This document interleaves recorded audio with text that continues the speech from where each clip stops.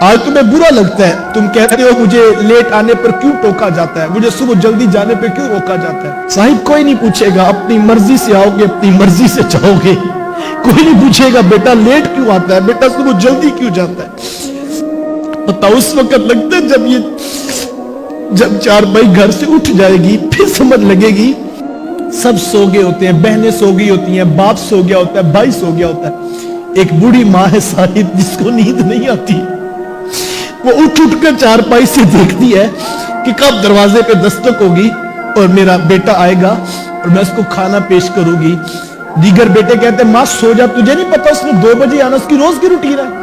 तो आगे से कहती बेटा मैं क्या करूं, मैं तुम्हें तो कुछ नहीं कह रही, मुझे नींद ही नहीं आती जब तक मेरे बेटे घर ना आ जाए। यार इस दौर के अंदर कोई तड़पता है इस तरह, क्या गर्ज है माँ बाप को तुमसे, उन्हें कोई लालच नहीं साहिब, उनको सिर्फ बेटे की मोहब्बत चाहिए। कितने चाह से फोन करते हो दोस्तों को कि आज आओ, आज बाहर बैठकर खाना खाने को जी कर रहा है। यार कभी फोन करके ये भी कहा है माँ आज ना खाना, आज मैं भी आऊंगा तो फिर इकट्ठे बैठकर खाएंगे। हम दोस्तों को तो रोक लेते हैं, उनके लिए 2-2 घंटे की भूख बर्दाश्त कर लेते हैं। कभी अपने माँ बाप के साथ बैठकर खाना, फिर देखना तुम्हें कितनी रहमतें नसीब होती। अपनी जिंदगी ऐसी खूबसूरत बना लो, तुम्हें कहना ना पड़े कि माँ मेरे लिए दुआ करो। तुम्हारी जिंदगी का हुस्न ऐसा हो, तुम्हारी मोहब्बतों की अमाजगाह है तुम्हारी माँ, और तुम्हारी मोहब्बतों का मरकज होनी चाहिए तुम्हारे माँ बाप। सबसे पहली प्रायोरिटी में उनके साथ मामलात में हुस्न सुलूक। जब कोई चीजें खरीदने लगो, अब ये मौसम तब्दील हो रहे हैं तो सर्दियों की चीजें सबसे पहले उनके लिए खरीदो। तुम्हें नहीं पता यार, तुम छोटे थे, तुम्हारा बाप 3-3 दिन मजदूरियां करके जब ईद के दिन करीब आते थे तो वो ठेकेदार को कहता था मेरे से ओवर टाइम लगा लो, मेरे कोई दिन बढ़ा लो, ईद करीब है, मैंने अपने बेटे के 3 दिन के कपड़े बनाने।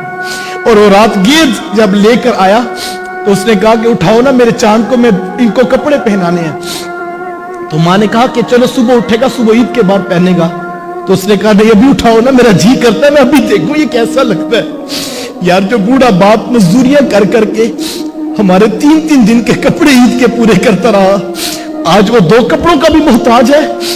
पहली प्रायोरिटी में जब तनख्वाह मिले, जब आमदन हो शुरू, अपने माँ बाप की जरूरियात पे खर्च करो, उनके अच्छे कपड़ों का बंदोबस्त करो, उनकी अच्छी खुराक का बंदोबस्त करो, उनकी दवाई और उनके अद्वियात का ख्याल रखो, और अपनी दौलत को अपने माँ बाप के ऊपर कुर्बान कर दो। ये वो वजीफा है बरकत का। यकीन जानिए कि जो इन राहों पे खर्च करते हैं अल्लाह ताला उनको इतनी बरकत देता है, इतनी बरकत देता है। तुम इस पर अमली तौर पर काम करके देखो, उनको क्या तड़प होगी, उनको कोई तलब नहीं होती, उनको कोई तलब नहीं होती साहिब।